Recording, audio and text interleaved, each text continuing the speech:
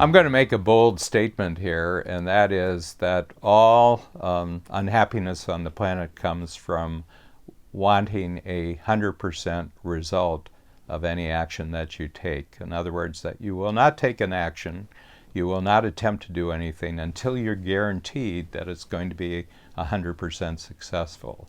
That thought, whether it's related to personal life or business life, is the cause of all unhappiness on the planet.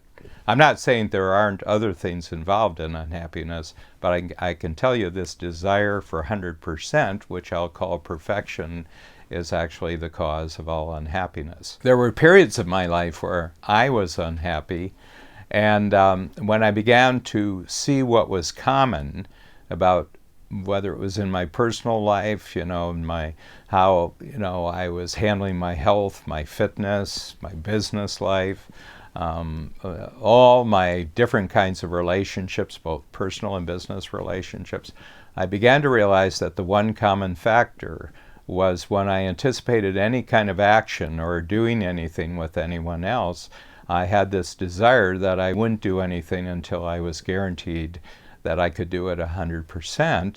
And what I noticed was two things. One is that where I could have taken action, I didn't take action because I couldn't be guaranteed 100%. And when I did take action, I was very disappointed because the result was never 100%.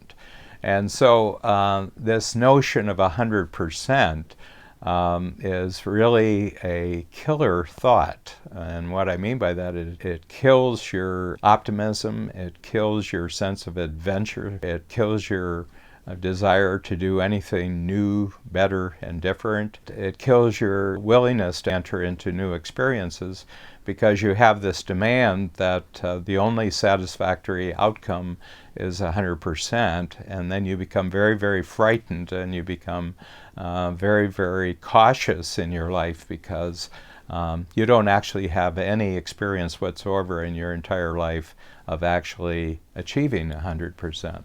So what I did is that I just changed my brain. I literally re-engineered my brain so that my first attempt at anything, what I would try to do is to just achieve 80%.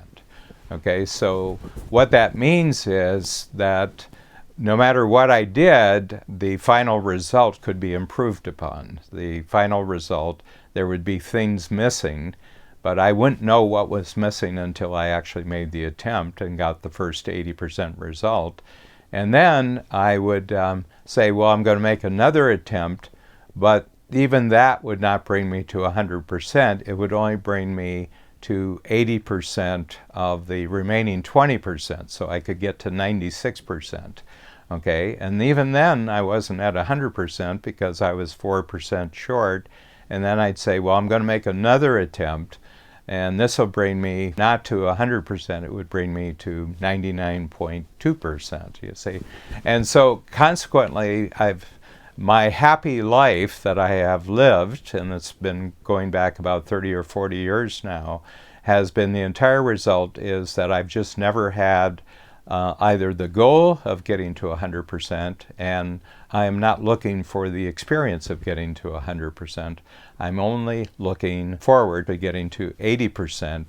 And what this does is it makes me very relaxed, first of all, because I'm not putting pressure on myself for perfection.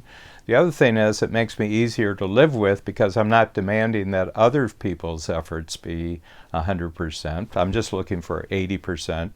And then, when we reach 80%, I praise them and I said, this is tremendous progress that you made. Where do you think we can improve here?